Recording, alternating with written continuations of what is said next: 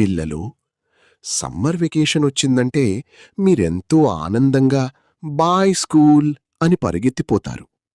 కాని నేను మాత్రం నిశ్శబ్దంగా మీ అడుగుల శబ్దాన్ని మిస్ అవుతుంటాను.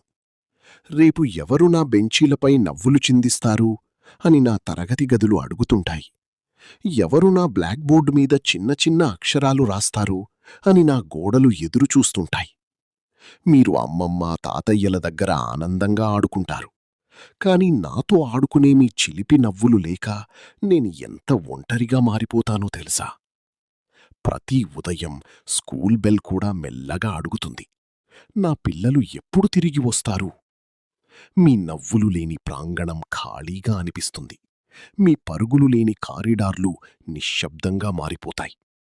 అయినా నేను ఎదురు చూస్తూనే ఉంటాను, మీ చిన్న చిన్న అడుగులు మళ్ళీ నా వైపు పరిగెత్తుకుంటూ వచ్చే రోజు కోసం. త్వరగా రండి పిల్లలు, మీరు లేక నా రోజులు పూర్తి కావట్లేదు.